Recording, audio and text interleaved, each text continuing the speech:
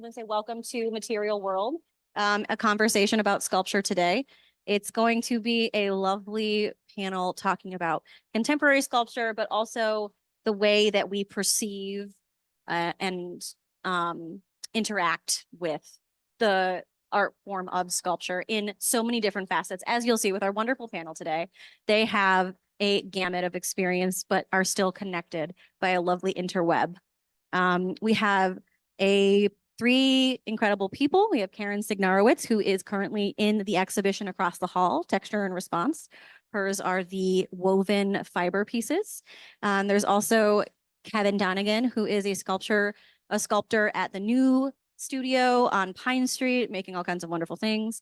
And then Meg McDevitt, who is a UVM sculpture professor, but also a sculptress of her own right that has it sounds alluring, doesn't it? That's the goal.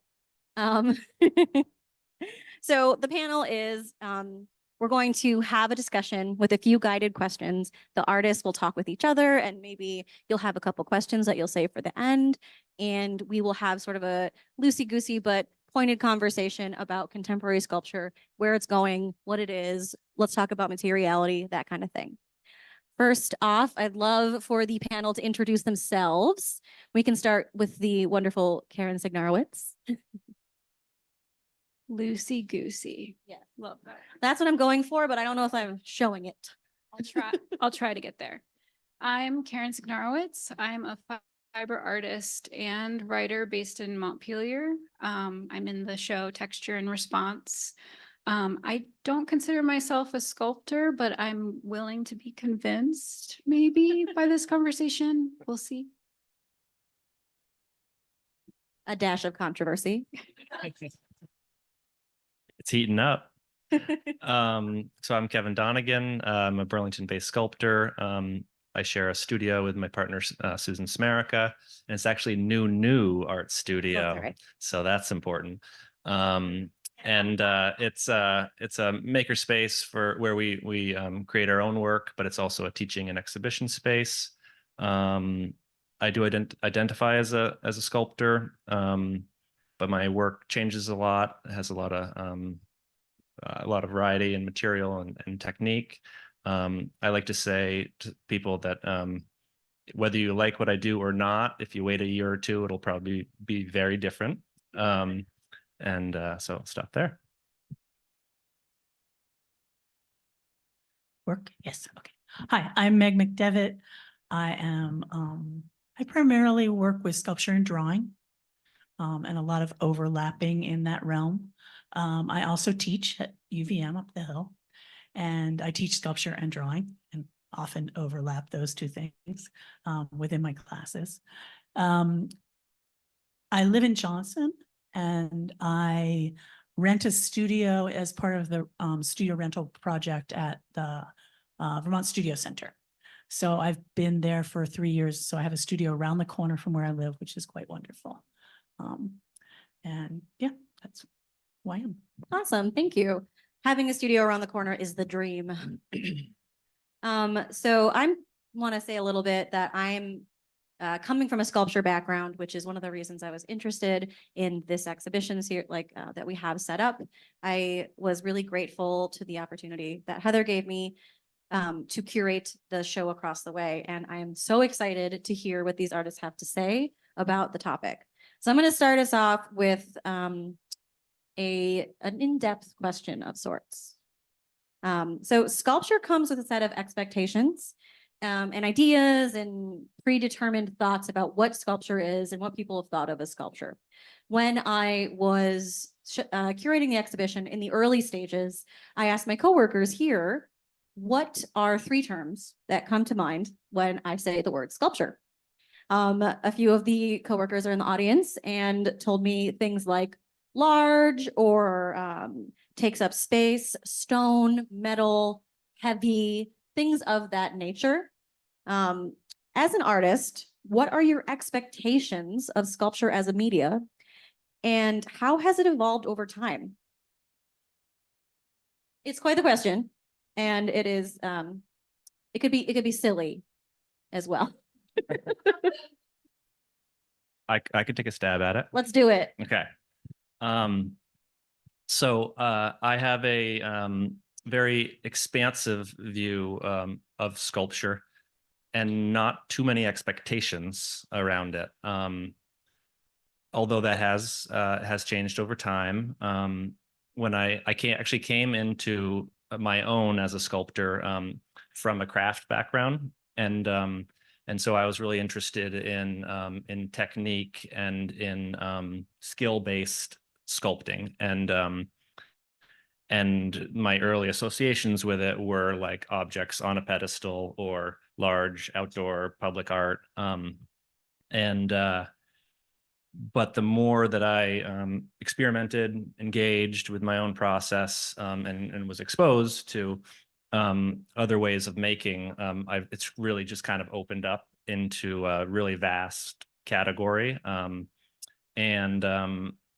I mean, interestingly, I think I see a lot of art through a sculptor's lens because that's kind of how I identify and what I do.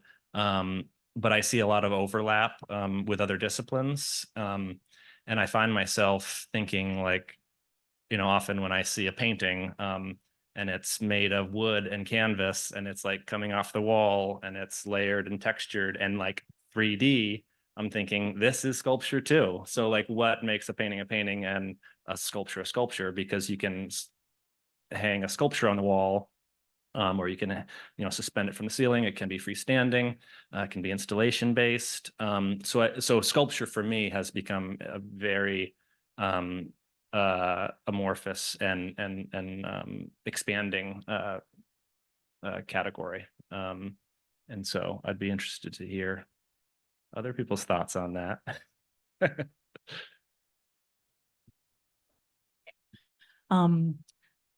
I was thinking about this in my studio yesterday, and I thought, if there weren't walls in the world, maybe everything could be sculpture.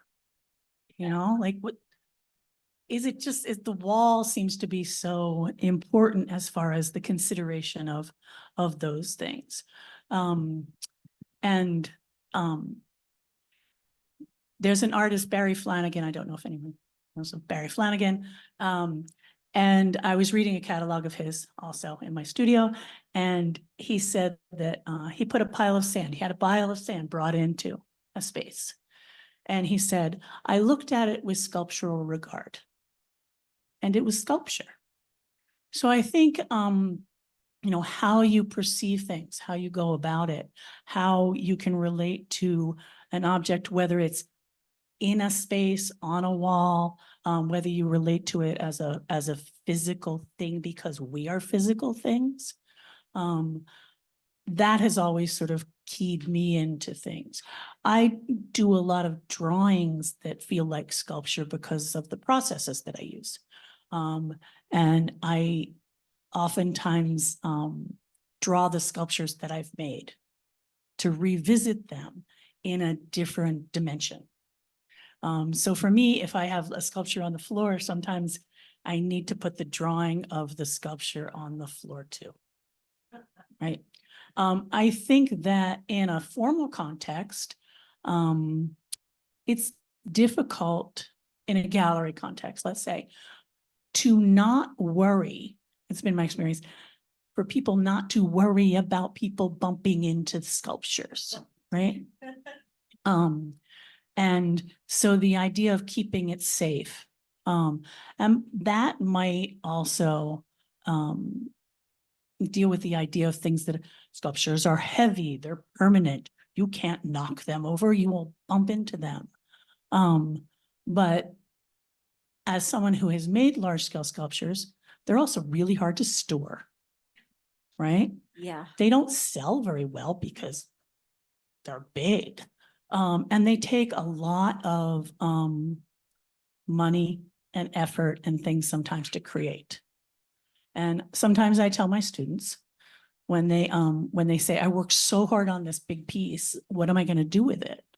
I say, well, people spend a lot of money, make a lot of decisions, and still make really bad sculpture, or bad art. So like, figure that out. Where are you going to do it? Where is it going to end up? So where a piece ends up, how I can, for me at least, when I can become objective and look at it, that's really important.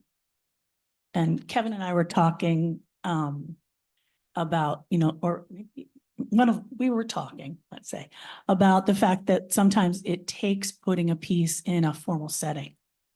That it's not really a real sculpture until you see it formally when it's out of your studio. It was Karen was saying you missed your sculptures, the pieces that were in the show here, which I thought was really wonderful. That is absolutely hitting home. I don't know if this is working. But yeah, I think that's like, those are such great and interesting perspectives because it shifts so much and it shifts based on space and what we're thinking about. Karen, as the controversial statement to start, what might be your perspective on this?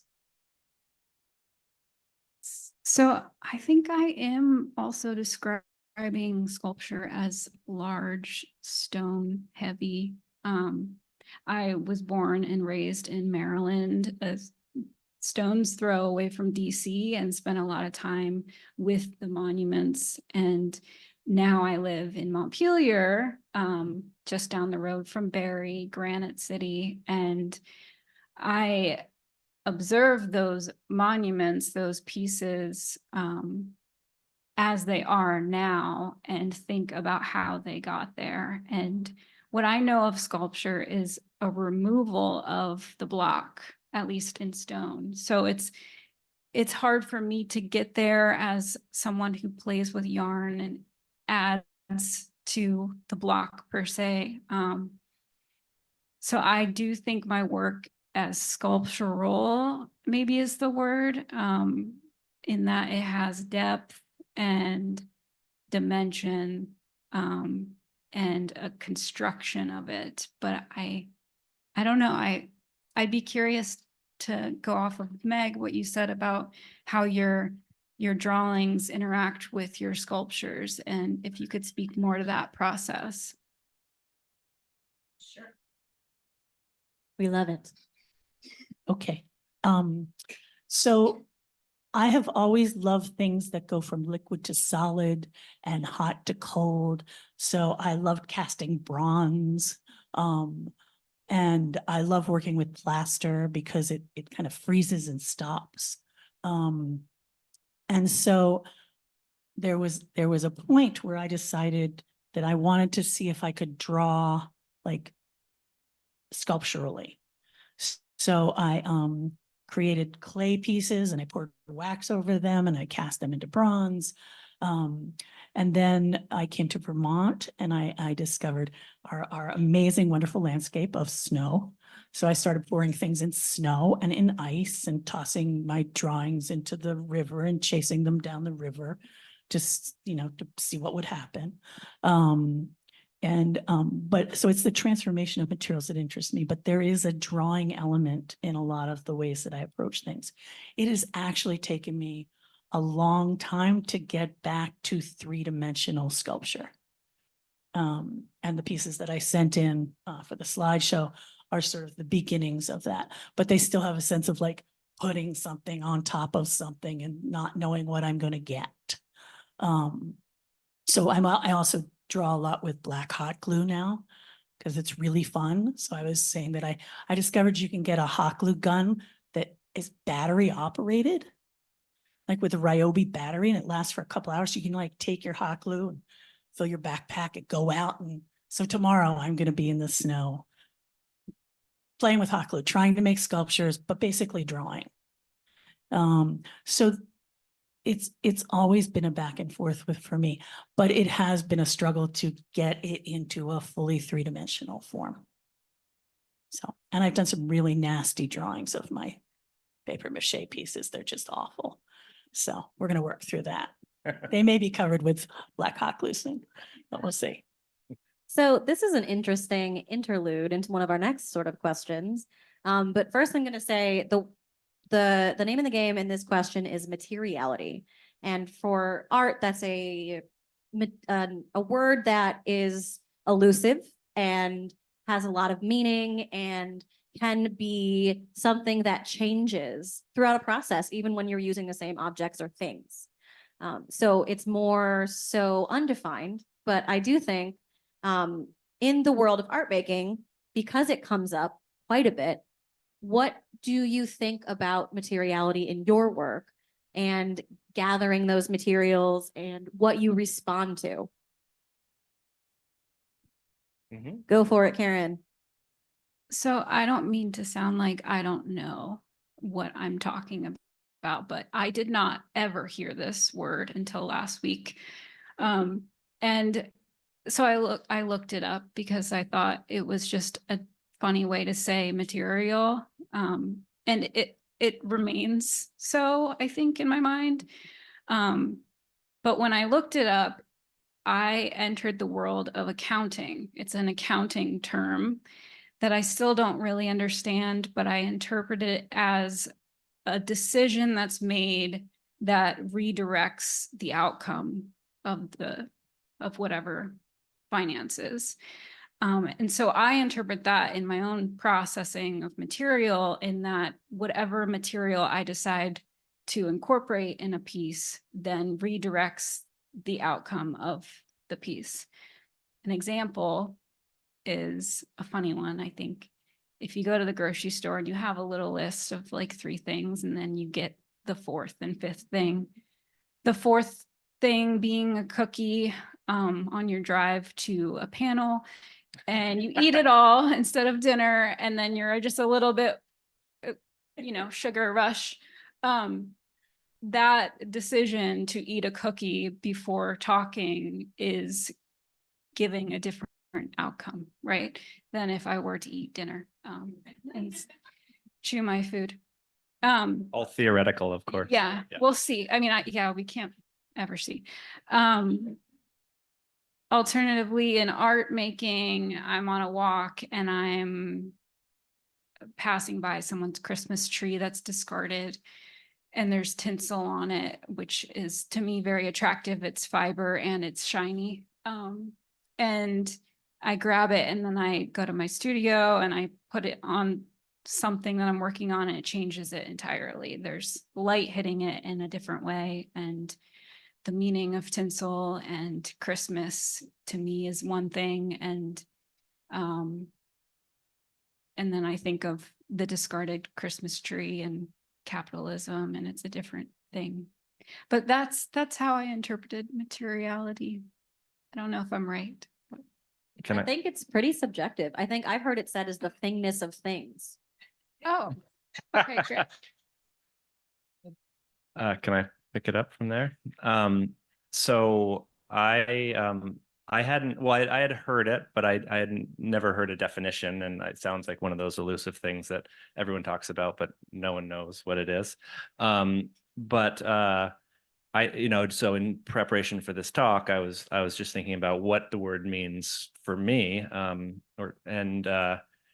it was actually something very similar, which is I think it's about kind of emphasizing the material and the material's role in the work, and kind of such that the character of the material then informs the work. So you, like, instead of just sitting kind of dreaming up a concept and then executing it in any number of materials, it's like the material is essential. It's like part of the process and informs the process.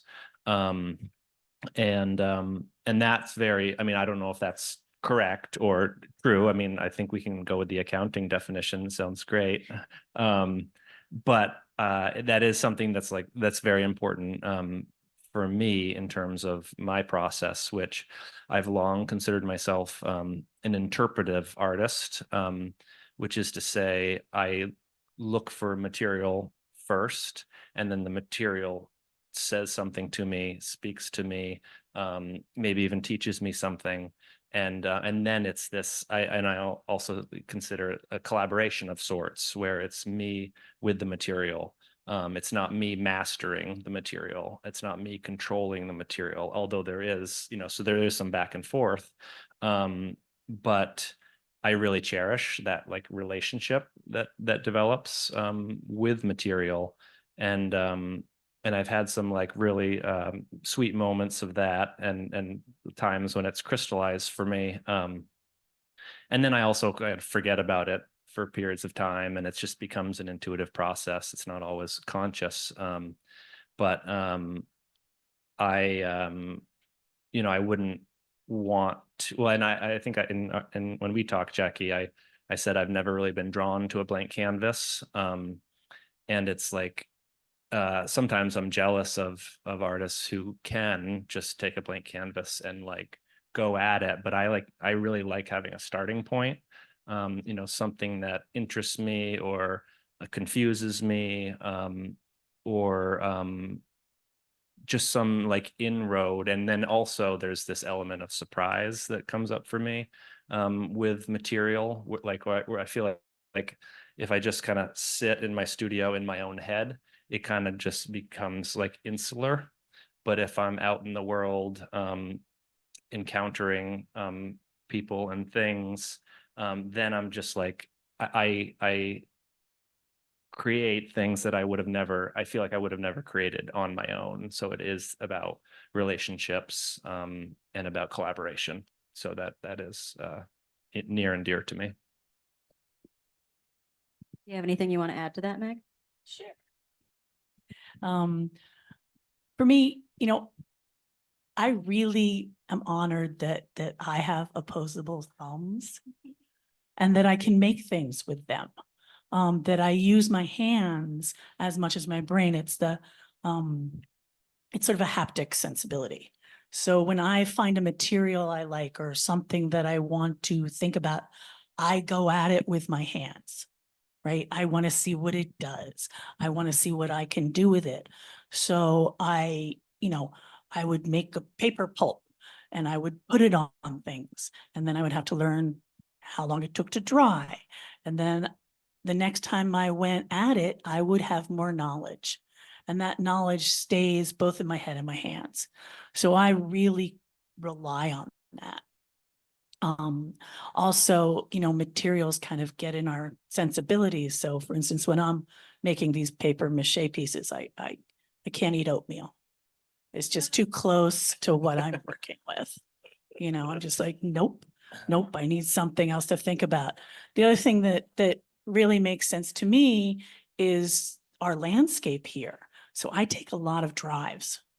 I took a drive up. It was not the most pleasant drive on a dirt road, but I wanted to prepare for this. So I took a drive up to Lowell, Vermont, to the asbestos mines yesterday. And I used to have a studio in Eden. And the asbestos mines, which are closed, but they have these rivulets that have come down the mountains and they're filled with snow. And they look like my drawings and they reinforce me and they make me think of how the planet uses materials and has change going on, especially in the winter. Very different. I tend to make different work in the winter than I do in the summer, because in the summer it's all about stuff coming out of the ground, and things like that. But again, it's this sort of like, what can I do with this? Give it to me, put it in my hands, So I think that's really a sculptural way of thinking. Not to belabor it too much, but you did talk a lot about nature and how nature informs your work so much, and how the landscape affects your material choices. I just wondered if maybe Karen had a little bit more to say about that, because you're so impacted by nature's materiality and nature walks and your experience with water and such like that. Jackie, you know this about me. I love to walk. I have a dog that we go out into the woods every day or go to the river. And that definitely provides me a piece that I can strive to with art making. So I see that there is a relationship between the two, walking and making art, being in nature. The other thing about nature is that it is a beast. And I was in Montpelier last summer when we experienced the flooding, and that definitely redirected my entire life, not in a way that I was personally, flooded, but as soon as that happened to the community, I took a risk in that I started to say yes to what I really wanted to do. And maybe a week later, Jacquie contacted me about this show, and I just said yes in a way that I wouldn't have otherwise. And maybe that's me trying to like get out, get outside, but get out of what I've been in, abstractly speaking. But yes, nature and being outside is definitely the way that I think about my work. I'm always trying to find the flow, tap into the flow of making, and just keep going. Thank you for sharing that. I know that flooding really hit so much of the community too in so many different ways. It's interesting to see how that affected your work. I want to kind of redirect a little bit and kind of talk about texture and bring ourselves to that sumptuous nature of materiality, but in how we experience it. So during my research for texture and response, I came across so many things, but the biggest one that really came to a head was the human fascination with touch and texture, and how being in a global pandemic was affecting that need to be close to things, and the need to experience things in a tactile manner. Is this something you've always considered in your work, the touch element, the work being sumptuous or having a texture or being affecting the texture affecting, or the tactile quality affecting what you make? I mean, we could, Meg just mentioned that, like, needing that to have it in her hand, so that maybe you have something additional you'd want to add to that on the spot.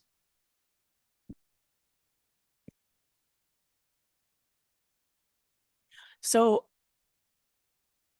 working as a sculptor, I think that my approach to the tactile happens in different ways, because sculpture is a process. So when something is like wet and mushy and pulpy, I react differently to it than when it's like, when it's in a room and I don't have to touch it anymore and it exists there. I think that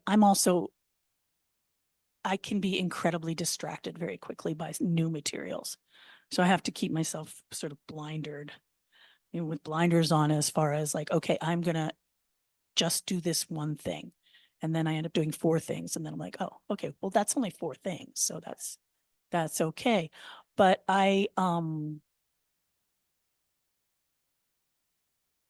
do like to touch my work when it's finished. I like to hold it. There were open studios at the Studio Center in the fall where I saw Jordan and Kevin. I was a little worried about children, like, coming at my pieces, which are kind of cute and, animal-like, because they're actually made over cheap inflatable animals. And this little girl and her parents came into my studio, and she said, can I hug it? And I said, well, sure you can. And I said, but it's not like a toy. It's not soft and cuddly. And so she went up and she hugged my sculpture, and she looked at me like I had just disappointed her completely. Like I was like, wow, there's a critique. Like she was just like, this is not okay. And that fascinated me because, I had made it, so I had experienced it differently. So I think back to what Karen had said, where she misses her pieces, when they're on display, when they're out of our hands, we experience them differently. And I love the idea of, like, you miss them, you want them back, or you want to go visit them. One of the things that I think is really sad for a lot of artists is, museums buy the work and then it's stuck in a basement somewhere and archived, and, maybe it comes out of the dark once in a while, But, so I think, there's different phases of that. But yeah, I'm a groper. I have to, you know, I'll be like, can I play with it again? Can I touch it again? So. I think I can pick up something on that. Just speaking of a child's critique, a few years ago, I had a little sculpture with a plushie toy on a bed of nails, and I had it on display for Art Hop, and a kid came in and was like, "Dad, why is the plushie on nails? I don't like it." And I think that what I found myself thinking, around this question, and we were talking about it, just before this started, was like the idea of responding to texture visually without touching, and the difference between actually touching, groping, having that physical contact. And I realized in hindsight that I do employ texture in a purely visual way.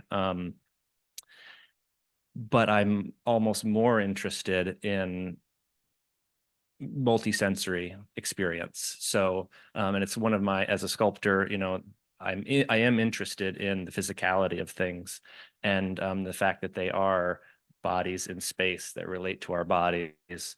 And they just beg to be touched and tasted and smelled and knocked on. And so it's a frustration of mine that in the gallery and museum setting, we're so often not allowed. Karen was saying, like, just how there's signs all over BCA that say "do not touch," which, I can totally respect the need for it. But there is a certain amount of like preciousness around art objects, and I have it myself. I make fragile things occasionally. I also worry about children coming into my studio or my home and like, grabbing something or breaking something. But I also recognize the like kind of human need for contact. But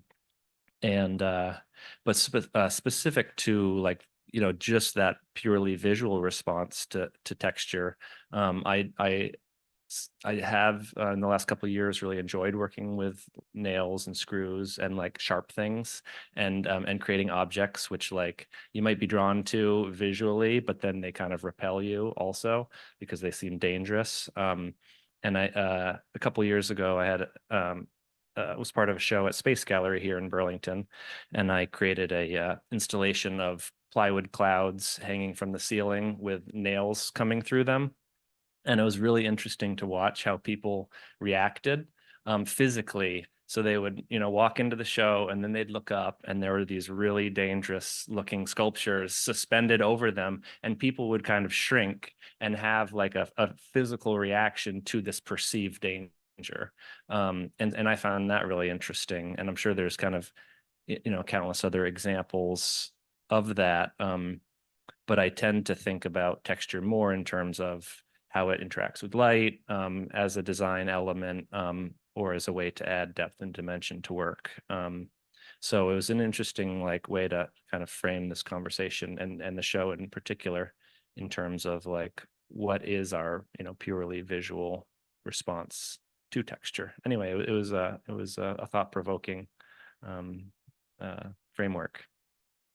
And if you wanted to touch things, Isabella is currently moving them, but we'll leave them for people to touch. If you want to touch the elements of the sculptures, there is an option for that this time to get out those needs.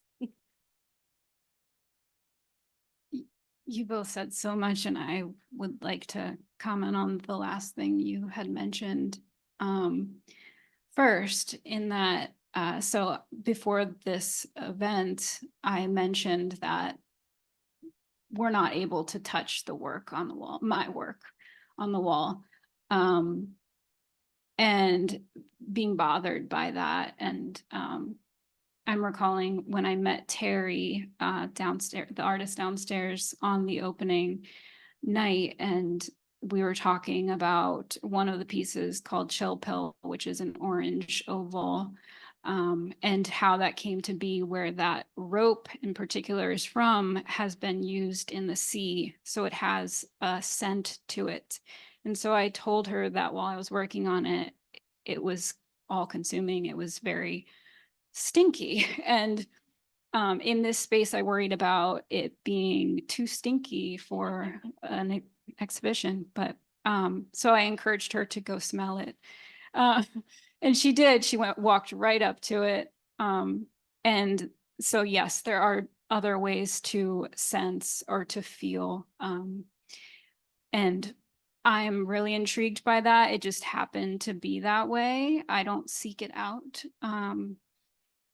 So after we talked about me being bothered by that we're not allowed to touch the work, I walked by those pieces that I had given of the materials that I had been working on, and for others to touch. And one of the strands is kind of damaged in a way. Like, I expected that to happen, but I hadn't had that experience of my work. And I would love for that to be a show in which that, damage this work, wear it, to see what happens when humans touch material.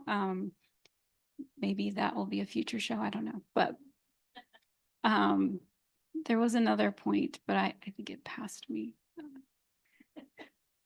Yeah.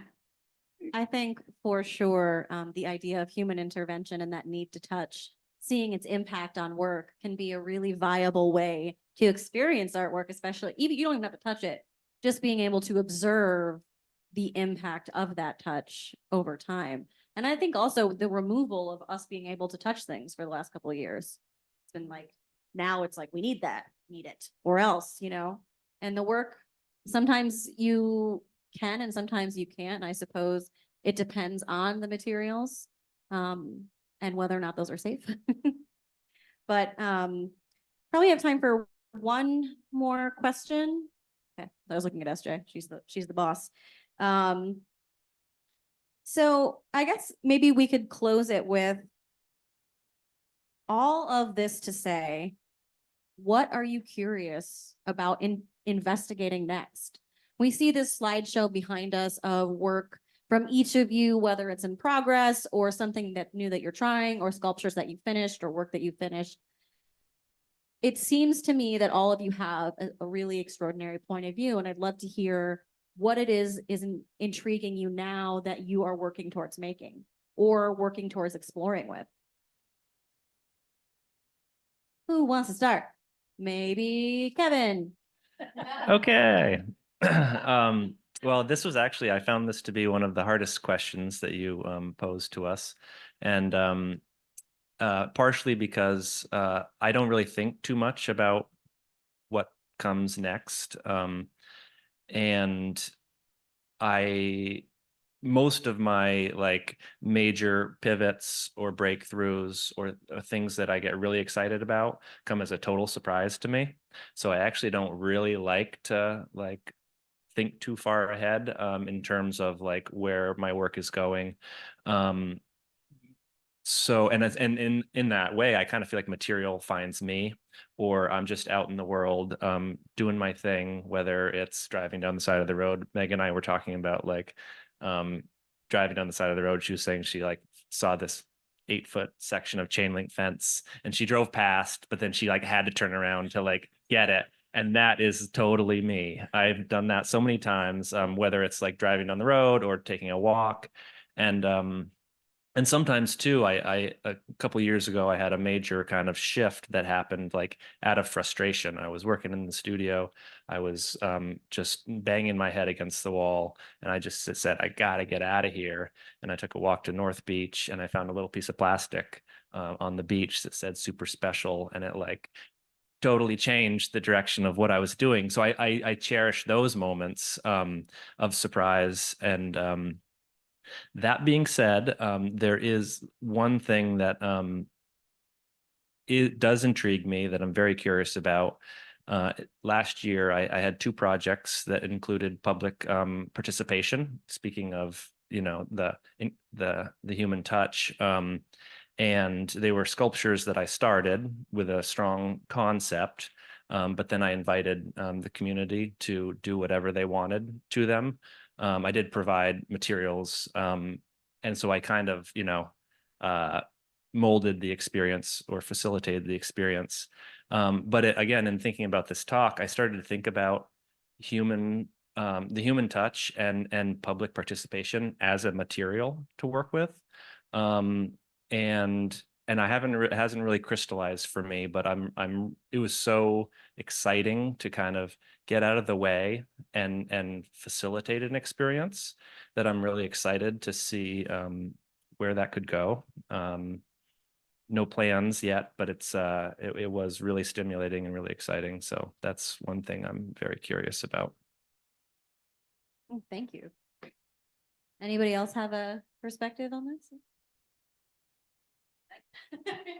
This microphone and I were. So a lot of my work has a little bit of the idea of narrative to it. Some of the pieces look like characters. They start to look like animals, or they have figurative gesture to them. And so in the pieces that I'm making now, the three-dimensional pieces, I'm kind of curious of like, how many pieces do I need to make until some story starts to emerge, or something that I'm really thinking about and caring about begins to become a dialogue I can work with pieces that I have. So a lot of the pieces that I'm doing, I'm like only using half inflated figures because I want them to be fallen. I want them to have had something, a sense of something has happened to them. But I don't know how many I need to make that make sense to the world. And it's a different thing in filling my studio with this stuff than getting it out and seeing it. So for instance, like running out and putting it on the lawn, or putting it, in an empty studio next to me when there's no one in it, I'm like, okay, here I can do this. I can see things. So I'm sort of amassing things at this point. Like I'm working with more architectonic forms, like the bridges that I built for those plaster, or those paper mache forms. So how many of those do I need? When can it become something new? That's not just the stuff that I've made. So that's sort of where my mind's going. Thank you. That's really interesting. You take it away. Yeah, I'm really excited about this question. I'm always thinking about what's next, right? I'm trying to be present here. I have been stepping outside of my art practice and addressing this need for people to be with people because of the pandemic. I live alone and I miss being with people. So I have recently started a knitting circle, which historically is usually a group of people who get together and talk about their days, talk about their knitting projects. I am not a knitter, so it is a bring your own project of any fiber kind. And it's a slow start in my little community. But it's been interesting to see what other people are working on. I'm not the only fiber artist in Montpelier, which is great. Although I have felt like I am. And yeah, I'm just trying to gather with other people, because I feel as an artist, I'm very stuck in my own head and space. And something that Kevin said was to be social and to be in conversation with others informs the work. And I've already started to see a change in me, in my work and how I approach it. I feel like I'm getting more closer to it. I don't know how to explain it yet, but it's something I'm really excited about. I've definitely seen ones in the slideshow as well, going from the work that you had in this exhibition to the pieces you're making now with the rope or the wrapping over the bricks. It's interesting to see these progressions of our own work coming to light in real time. You're like, okay, here's evidence of what was happening 3 months ago, and here's evidence of what's happening this minute. So I would like to open it up to the floor. If anyone has any questions that they'd like to ask the artists, I know that Kristen will pass around the mic and make it so people can, ask their burning questions. Anyone? You really have to talk into this guy. I was about to say, I have been informed, I should tell you, especially this mic, all the ones in the room, if you want to be audible. So I'm practicing that right now myself. When I bring it to you, definitely get it very, very close to where you're, to your mouth. While we are waiting for somebody to ask a question, I did also want to share that we had those touch samples thanks to the generosity of our artists. And it was very interesting because we did get a very strong reaction, but not only from children that we initially thought, what do you do with children in a room where they can't touch things? And it all looks really interesting. And we figured we would possibly have to intervene. But they were very caught up in that, but so were the adults. Some of Karen's samples disappeared.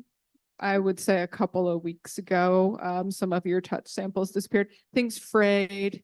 People found it very satisfying to see the glass pieces start to come apart in the touch sample room. When you go in, there's an image that's going to come up of that central piece in the center of the room that looks like a crumpled sheet of glass. And Gracia gave us a smaller set of pieces of that. And people absolutely love watching them fall apart over time. So working with that kind of sensory element has been really great for us. So again, thank you to you for contributing, but also hopefully we'll incorporate, Jacquie and I talked a lot about that, the power of actually allowing people to get their hands on some cool stuff. We have a question, I think, in the back.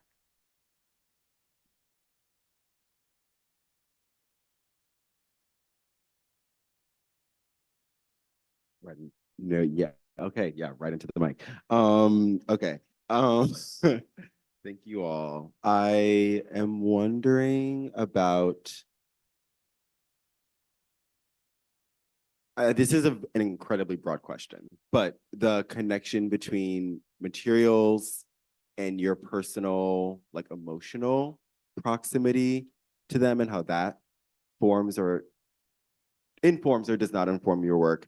And then how all of that adds to or is indifferent to meaning making, whether intentional or not. Any combination of those three things, very broad question.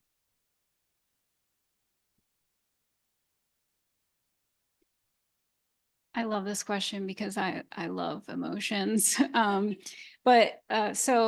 I don't know if photos will appear in 2020. I was sitting with some emotions, as many of us, maybe all of us were, and sitting, like physically sitting and realizing that I needed to process them. And so I started picking up materials and I started my very first basket. So I have been making these baskets that have gotten me through some times.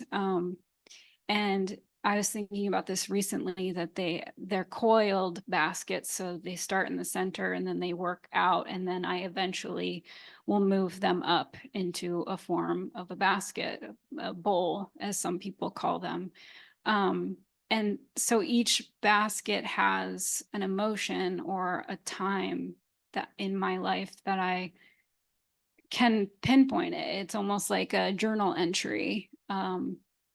So I think of that as it's a very intimate experience to make anything, right? Like we are displaying what is going on inside outwardly and as an expression, but those particular baskets hold one emotion, whether it be anger or grief or the spectrum of grief or joy. Even I have some joyful baskets that are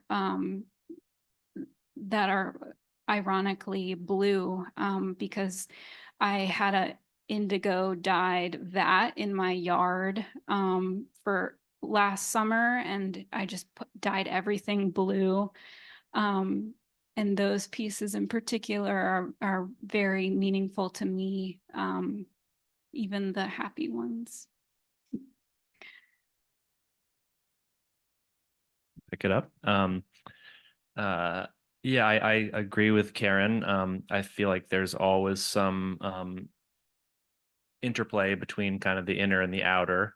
I often think about art as therapy. I don't think it has to be, but I certainly work through my emotional states, mental states, with my art practice. And I think, back to Meg's comment about just kind of working with her hands, I feel like there is something therapeutic about working with our hands and working with material and externalizing things, which is not to say, so art for me has also helped me through really hard times. But it also has the capacity to express the whole spectrum of the human experience. And so sometimes I approach art from a lot of different angles, depending on where I'm at any given time. It doesn't have to be like deep and heavy emotions. It can be, just kind of shallow whimsy or humor, and but also darker and heavier things and joyful things. And I think sometimes maybe the materials I choose reflect what's going on inside me, or the materials that I gravitate to, or because I often think too about, and as a sculptor, almost anything has the potential to be worked with. And so in this huge wide world, like what makes Meg choose, partially deflated like toys, and what made Karen choose fiber, and why stone or steel or yarn or whatever for me. And so I feel like there is some like discernment that happens, whether it's intellectual or intuitive, where like something in us is responding to something in the world. And so I think that's a big part of art making for me.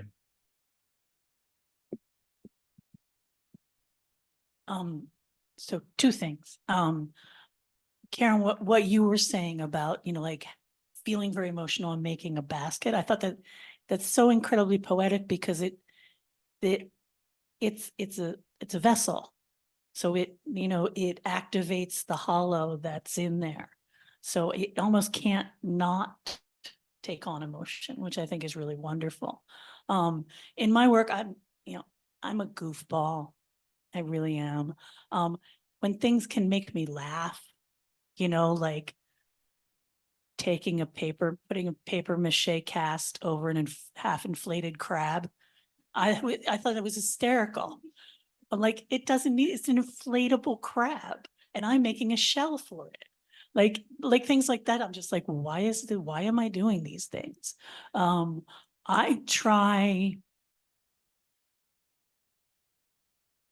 I find sometimes it's difficult to take myself seriously.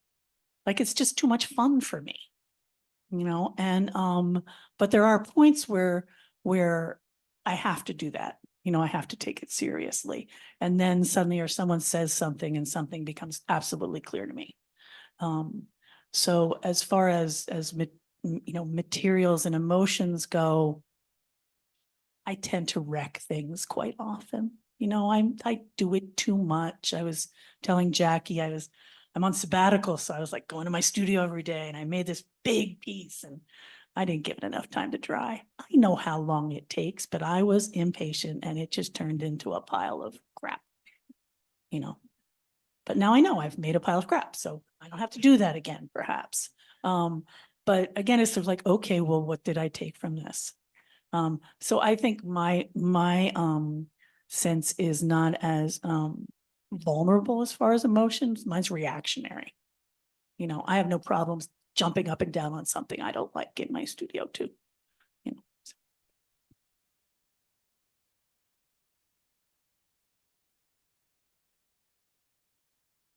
It occurs to me that so much of this conversation and I think so much of sculpture in general is so specifically analog about things, objects, materials.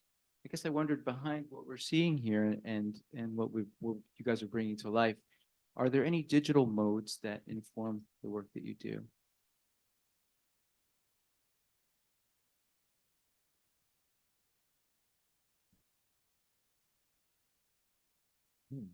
Yeah. I don't know how much I want to speak to this, only because I'm stiff arming anything digital with my fiber making. But I am also very much online and on social media and playing with how my work is presented in that space. And I'm thinking back to a show I think it was 2019. I met someone that I had never met in person before. We were chatting, through Instagram for a while. And then she came to my show and she was looking at my pieces and she said, it's just a different experience to see it in person as it is in, online. And I thought the same, very much. Like, it is such a different experience to interact with someone online as it is in person. And to that parallel with my work and with people, I think I'm in a good spot with it. And I don't want to push it even more. I mean to say that I don't really want to be online as much. I'd rather just, I don't know where I'm going with that. So I think you're right in that this conversation is, I'm just by nature being about material, it's kind of analog. And I think that I'm drawn to that about sculpture. But I did have an early mentor who told me, spend the money and take really good photos, because the majority of people are going to experience your sculpture through a photo and not be in the room with it. And I've never really spent the money to get good photos. I take my own with an iPhone and I'm very cheap and frugal.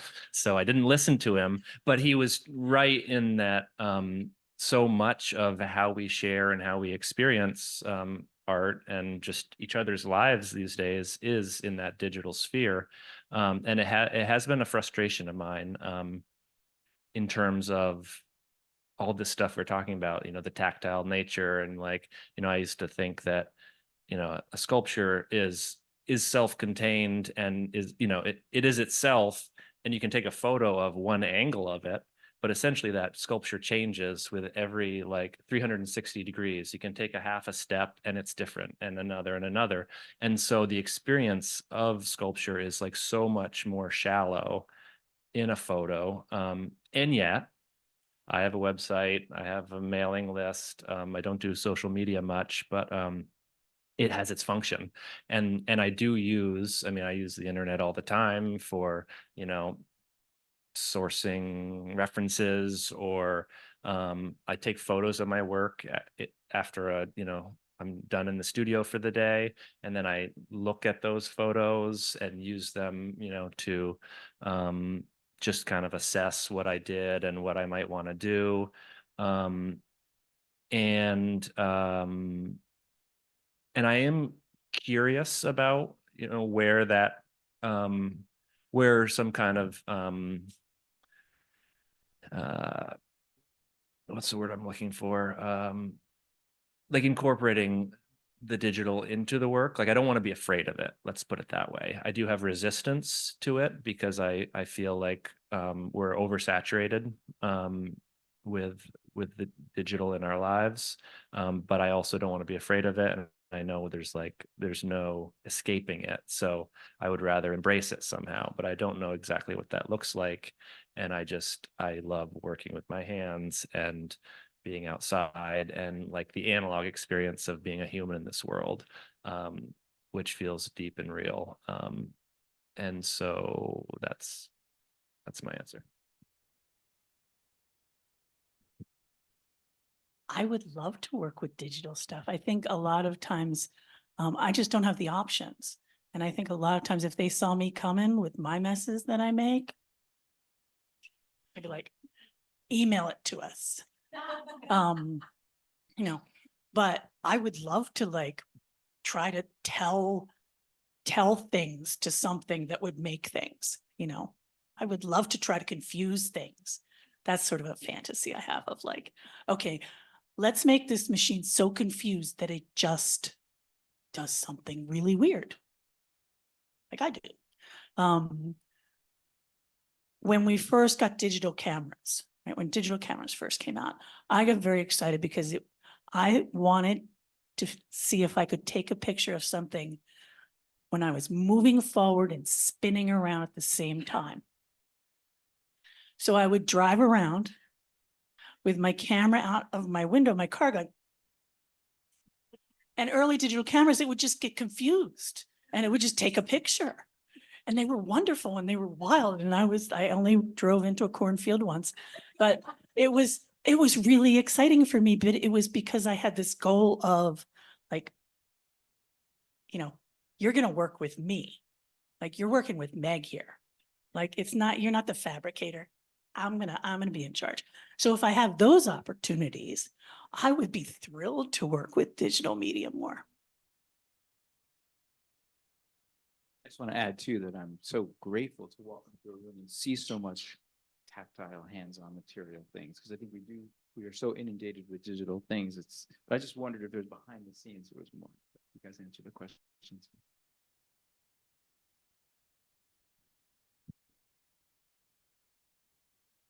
Thank you. Hi, everybody.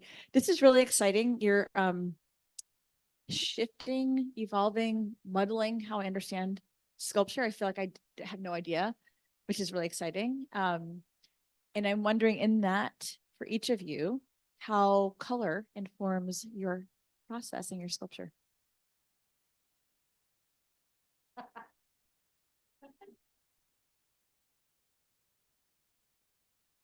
I have a really hard time with color. I really do.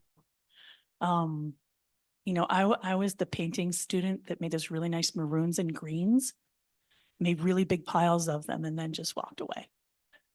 You know, I try to use color and then I think things are really colorful and then I realize they're kind of brown or terracotta colored. So I just kind of, it's again, like the digital thing, I'm going to get there, but it's got to work with me, my sensibilities. And I think mine come from materials.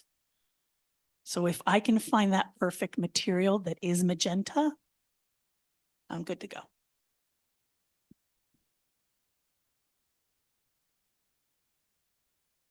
You're in good company, Meg. I too have I've always said that I don't have an intuitive sense of color. And I've gravitated to materials that have inherent color. And so I've found that they're like, I think sometimes think of it as found color. So I worked with yarn for a couple of years and I really loved the vibrancy and I loved playing with it. But I didn't have to mix it. I didn't choose it. It was already chosen. And I could select it and how I worked with it. But it never came naturally. I used to carve stone and there was so much pleasure in polishing a stone and seeing the color, kind of the inner color revealed. And you, speaking of texture, you could use texture to dull it down or polish to bring it out. But it was there. And I've always had this just funny relationship where I wanted it to be there. I didn't want to have a palette and mix it up. That being said, I have been painting more. I've been painting on objects, which I still consider sculpture. I don't really consider myself a painter, and it's funny how we delineate ourselves or define ourselves that way. And I have been trying to work at it. It has kind of like, I've been a little self-conscious almost about it. I like what you're saying about how it's got to work for you. I mean, that's like, that kind of ownership is great. I've been a little self-conscious that I didn't have that skill, and I have been working on it. My partner, Susan, she's an amazing printmaker and has an awesome sense of color. And so we're actually involved in a color theory class, and I'm her guinea pig right now. So that's really fun. And um and it's kind of like the digital, like I don't want to be afraid of it. Like I know it's like potentially not a strength of mine, but I also know it's like something that can be employed, and sometimes maybe should be employed. And so I want that tool in my toolkit, and so that's something that I'm working on. But I think in part I am a sculptor, and I think because I think more about form and depth and shape, and the color is kind of secondary to it. And I'll stop there. I don't know how to answer this question because my work in this show is very vibrant. Each piece has a color to it that that came out. Maybe use the word that you were attracted to it or curious about it. But so a little backstory, I never studied art. My MFA is in writing. But in undergrad, I took one art class. It was an art class, but I think it was more of a design class, and there was no color in the class. It was just black and white. And in those 6 months, the only 6 months of studying art was in black and white. I think I went in the opposite direction. And with fiber, I mean, we are all wearing fiber, and there's the elephant in the room is that it is a part of our everyday life. And I noticed that the style of Vermont tends to be muted tones. At some point, I lived on the West Coast in Portland, Oregon, where it rains quite a bit, and all the rain gear is very vibrant, which just made me so happy to be in that kind of visual landscape. And then to move back here, at least where I live, everyone's wearing their black and grays and browns, and I too am wearing those colors. But my work, it's just, yeah, it's more of a curiosity of color and a curiosity of it, how it feels within myself to see color. I think that's it. We have time for just one more. I feel very burgundy moving over here to bring the mic. All right, final question. Here you go. Oh boy, the pressure. So how do I say this? Well, I tried to have this conversation with the painter at the Vermont Studio Center 20 years ago when I was on the maintenance crew. And I think I was kicked out. I think I got fired for it. So I'm going to try to be, I think I'm going to try to be cool. Yeah, right. No, so I guess the question is, do you ever, this has been a nice down to earth conversation. Do you ever get annoyed by the bouginess of the art world? Like I'm an artist and I've had sort of a love-hate relationship with art magazines over the years, and, read artist statements, and they kind of, annoy the hell out of me sometimes. And then if I were to be asked into a blue chip gallery, I'd be like, oh yeah, I'll write you an artist statement that you love. But I guess, I don't know, I was just wondering, since you do have this down to earth vibe, whether that's something you've noticed, whether you care. Like I noticed myself thinking of like my brother who's a scientist, or the people on a work crew I used to be on who'd be like, what is that? That's crap. That's not art. So just curious your thoughts.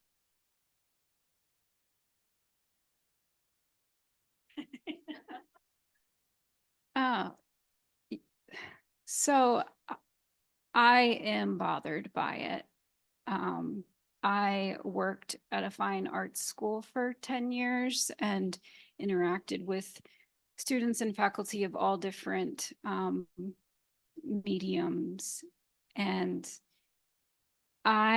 in those moments, I really lean back into the craft as the foundation. So for example, if someone makes something and I'm seeing it in a gallery and I'm have the opportunity to speak to the artist, I always shyly ask them how they made it, and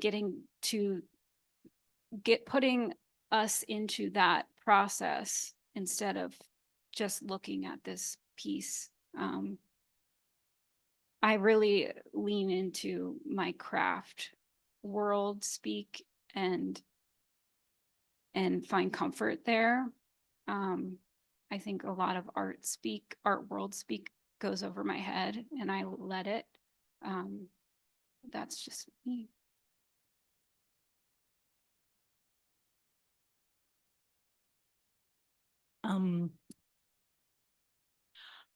I tend not to read a whole lot of art theory. Or and have you ever read the police blotters in like local newspapers in Vermont? Like, I want to hire that person to write my artist statement. So I want to read an artist statement and then read the police blotters and then go back and forth, because there's something wonderful about when we can just say things honestly and we're not answering to something. And so I've been reading a lot of sort of anthropological things where anthropologists are thinking about sculpture, thinking about artworks. And I can make connections through that.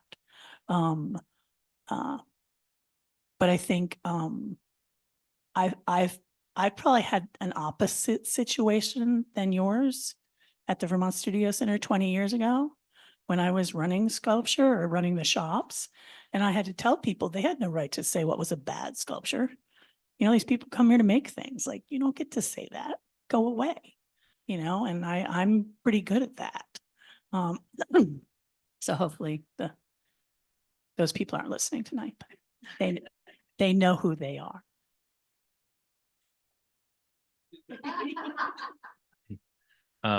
I think this has been a down-to-earth conversation in part just because sculptors are so cool. But I do think that there is something about, you know, working with our hands and kind of having our feet planted on the ground that, or at least I connect with sculptors easily for that reason. But then it's also true for me in my life. I really like, I'm not a full-time artist. I have a day job as a caregiver, which is very valuable experience for me and informs my art making. I come from a farming family and I'm still involved in the family farm. And that's you know, very valuable to me and informs my art making. And so I do sometimes get frustrated. I can feel in some spheres of the art world that it can become very insular. And it can just be kind of navel gazing and like just too self-involved. And so I personally tend to respect artists who are part of their local communities and are diversified and interested in many different things, and then bring that into their practice. And so, yeah, you know, sometimes I wonder, like, well, let me back up a little bit. I don't try very hard to sell my work. I'm a very active artist, but that's never been a motivation for me. And so being a full-time artist is just not part of my reality at this moment. And I often find myself wondering, like, even if I could be a full-time artist, like, would I want to be? Because I also, like, I am drawn to getting my hands dirty in other ways and having a, you know, a variety of experiences just as a human being in this world that then can inform my art. So that's that. Well, shoot, we ended on a banger. So I just, that sort of concludes our panel, but I want to say first that I'm tremendously thankful to the artists, the three of you, for being so willing to put your words in the public sphere and to be here and make time, because, it is difficult when we have our regular life or our regular work schedule or our regular whatever to make time to have these kinds of discussions. And I think it's really important for our community in the arts world, but also at large. I want to say thank you to the gallery team for all of everyone's hard work, like Heather and Sarah Jane and Kristen. It's been Isabella. It's been incredibly helpful for the whole team. I mean, everyone has been so involved. The events team for helping us put this on. And then, of course, I would like to thank our sponsors. The 2023 and 2024 exhibition year is presented by Mascoma Bank. Burlington City Arts is supported in part by the Vermont Art Council and the National Endowment for the Arts. Please forgive me having to read it. I didn't want to forget any words. I wanted to encourage you all to check out Texture and Response, as it will be ending on Saturday already. We will also have Family Art Saturday from 11 to 1. So if you want to cruise through with some little humans or even come do a weaving yourself, come and see the exhibitions before they close. We have been so grateful to have the community involved and so many people seeing the show, and we'd love to have you as well. Yeah, that's all I got. I hope you have a wonderful evening, and I really appreciate you joining us.